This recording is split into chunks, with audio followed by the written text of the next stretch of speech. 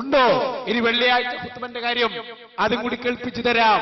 നിങ്ങളെ അല്ലാഹു തആല വെറുതെ വിടുകയില്ല. പ്രിയപ്പെട്ട സഹോദരന്മാരെ, ഏതൊക്കെ അലവലാദികളുണ്ടോ അവരൊക്കെ പഠിപ്പിച്ചത് സുന്നത്ത് ജമാഅത്തിന്റെ വിരുദ്ധമാണോ? സുന്നത്ത് ജമാഅത്തിന്റെ ആലിമീങ്ങൾ അവരെ വെറുതെ വിട്ടിട്ടില്ല, വിട്ട ചരിത്രവുമില്ല. അതുകൊണ്ട് ഞാൻ പറയുന്നു, മുജാഹിദ് പ്രസ്ഥാനമെന്ന് പറയുന്ന നിങ്ങളുടെ പ്രസ്ഥാനം അതിന്റെ എല്ലാം തകർന്നു. വെള്ളിയാഴ്ചയിലെ ഖുത്ബ നിങ്ങൾ നോക്കും. ഏത് ഭാഷയിലാണ് മുജാഹിദ് ഖുത്ബ ഓതുക? മലയാളത്തില്? എന്താ? ഒന്നുമില്ല. അത് ഉസ്താദെ ഖുത്ബ പറഞ്ഞ പ്രസംഗം ആകുമ്പോൾ ജനങ്ങൾക്ക് തിരിയണം. അത് ശരി. എന്നാ പിന്നെ ജുമുഅ അർത്ഥം വെക്ക്. ജുമുഅ സംഗമം. അപ്പൊ സംഗമം ഞായറാഴ്ച കൂടിയാലും സംഗമാവൂ? മറുപടി പറ. സമുദായത്തോട് സംസാരിക്ക്. എന്തേ നിനക്ക് പറ്റിയത്? ഖുത്ബ എന്ന് പറഞ്ഞാൽ ഒരു ഇബാദത്താണ്. ഖുത്ബ എന്ന് പറഞ്ഞാൽ ഒരു ഇബാദത്താണ്. ആ ഇബാദത്ത് അതിന് എന്തൊക്കെ ഷർത്തുകളുണ്ടോ, എന്തൊക്കെ ഫർളുകളുണ്ടോ അത് മുഴുവനും ഇല്ലാതെ ഖുത്ബ എന്ന ഇബാദത്ത് നടക്കൂല. വെള്ളിയാഴ്ച ആയിരിക്കണം, ജുമുഅന്റെ സമയത്തായിരിക്കണം, ഒന്നുണ്ടായിരിക്കണതൊക്കെ ഷർത്തല്ലേ? അല്ലേ? ഒന്നില്ലാതെ ഖുത്ബാവോ? ഇല്ല. കേട്ടോ സക്കരിയ സലായി പറയുന്നത്? അന്ന് നമ്മൾ ഇതൊക്കെ പറഞ്ഞപ്പോൾ പറഞ്ഞു, ചങ്ങാതി അറബിയിൽ എന്നെ ഖുത്ബ ഓതണം. സൊല്ലു കമാ റഅയ്തുമുനി യുസല്ലി സയ്യിദുനാ റസൂലുള്ളാഹി. പക്ഷെ ഇവര് പറഞ്ഞു എന്തിനാ അറബിയിൽ തന്നെ ആവണമെന്ന്? മലയാളത്തിലായാൽ എല്ലാവരും നേരത്തെ വരും ജുമാക്ക്, വന്നാൽ തന്നെ ആൾ ഉറങ്ങില്ല. അതിനാ ഞങ്ങൾ ആക്കിയത്. നിങ്ങളെ പള്ളിയിൽ എല്ലാവരും ഉറങ്ങും ചെയ്യും. ഒരു ഉസ്താദ് നബാത്തിയ ഖുത്ബ ഇങ്ങനെ വായിക്കും, ആയിരിക്കും ഇങ്ങനെ തിരിയോ. ഇപ്പൊ നോക്കി നിങ്ങൾ ഇയാൾ പറയുന്നത് മുജാഹിദ് പള്ളിയിൽ ഒരൊറ്റ കുട്ടി നേരത്തെ ജുമാക്ക് വരില്ല, വന്നാൽ തന്നെ ഉറങ്ങും ചെയ്യും. കഴിഞ്ഞില്ലേ കഥ? ആകെ മലയാളത്തിലാക്കിയത് എന്തിനാ മലയാളത്തിലാക്കിയത്? നിങ്ങളെ ഉസ്താദ് നബാത്തിയ ഖുത്ബ ഇങ്ങനെ വായിക്കും, ഞങ്ങൾക്ക് ആർക്കും തിരിയില്ല, വന്നാൽ തന്നെ ഉറങ്ങും ചെയ്യും. ഇത് പറഞ്ഞിട്ട് മൂപ്പര് പറയാണ്, എന്തിനാ മക്കളെ നമ്മൾ മലയാളത്തിലാക്കിയത്? നമുക്ക് അറബിയന്നെ മതിയായില്ലേ? ആ അറബിയന്നെ പോരായിരുന്നില്ലേ? എന്തിനാ മലയാളത്തിലാക്കി? നിങ്ങളെന്നെ തമ്മിൽ ചോദിച്ചാൽ അതിന്റെ പേരിൽ ഒരു ഗ്രൂപ്പും കൂടി ഉണ്ടാക്കി കളി. ഗ്രൂപ്പ് വരട്ടെ, ഒരു 100 ഗ്രൂപ്പ് ജനിക്കട്ടെ, സാധനം നശിച്ചു പോകട്ടെ. അതാ ഞങ്ങൾ ഈ പറയുന്നത്. സമുദായം ഒന്ന് രക്ഷപ്പെടട്ടെ. നിങ്ങൾ നോക്ക് ജുമുഅന്റെ കാര്യം. ജുമുഅക്ക് എപ്പോഴാ വരിക? ഒട്ടകത്ത് അറുത്തോർത്ത കൂലി, പശുവിന് അറുത്തോർത്ത കൂലി ഒക്കെ പറയും. പക്ഷേ പിന്നെ ഇമാമ് ഖുത്ബക്ക് കയറുമ്പോ വയസ്സന്നായിന്റെ തൊള്ളേക്ക് നോക്കിയ മാതിരി അവിടെ ഇവിടെയോ 4 ആളുണ്ടാവും. ആ മൂലക്ക് ഒരാൾ ഇവിടെ, ഒരാള് 2 ആള് ഇവിടെ ഉണ്ടാവും. എന്നിട്ട് ഇങ്ങനെ വരും വലിയ മുജാഹിദീങ്ങള്. ഖുത്ബ പകുതിയായി, ഖുത്ബ തീരാ 2ാം ഖുത്ബയായി, ഇങ്ങനെ തീരാറാവുമ്പോ ഇങ്ങനെ കയറി വരും. എന്താ അതുകൊണ്ട് കാര്യം? വന്നാൽ തന്നെ എന്താ സ്ഥിതി?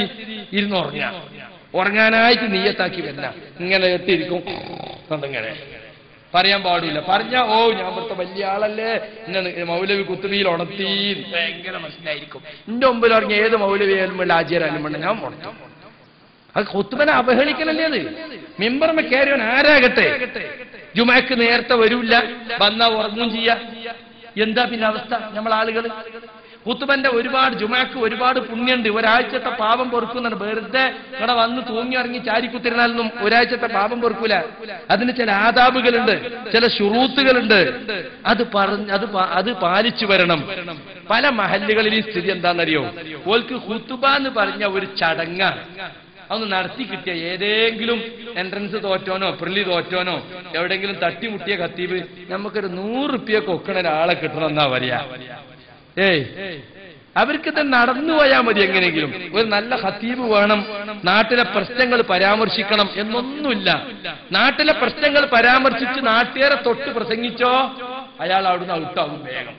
നേരെ മറിച്ച് ആളുകളെ ചിരിപ്പിക്കുന്ന പ്രസംഗമാണെങ്കിലോ അടിച്ചുകൂടും എല്ലാ മുജാഹിദീങ്ങളും ഇരുന്നിട്ട് ഇങ്ങനെ കുലുങ്ങിച്ചിരിക്കും. കാരണം ഒന്നും ഓലെ പറ്റിയൊന്നുമില്ല, ഒക്കെ നാട്ടുകാരെ പറ്റിയാണ്.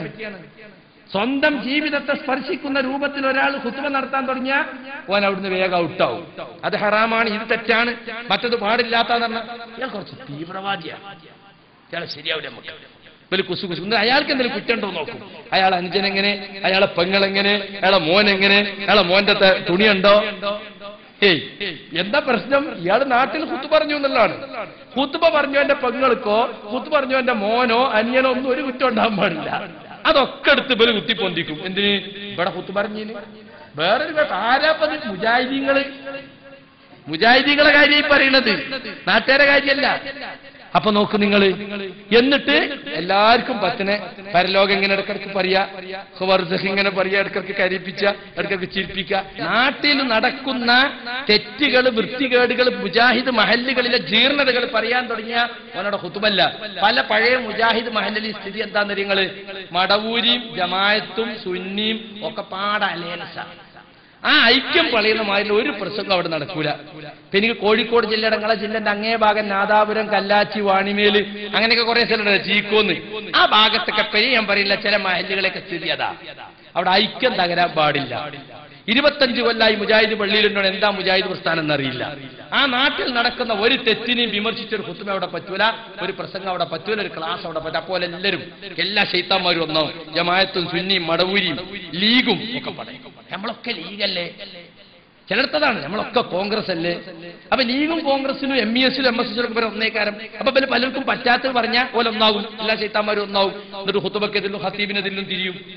അങ്ങനെ ഒരു ചടങ്ങ് ഇങ്ങനെ നടന്നു പോയാൽ മതി വെള്ളിയാഴ്ച ഖുത്ബ. ഇതിലും നല്ല നമുക്ക് നബാത്തി ഖുത്ബ അല്ലേ കൂട്ടരെ? ഒരു രക്ഷയുമില്ല, എല്ലാം തകരാൻ ബാക്കിയുണ്ടോ? ഈ മഹാനും കൂടി കാണാൻ അത് പൂർത്തിയാവൂല. നമ്മളൊക്കെ ശരി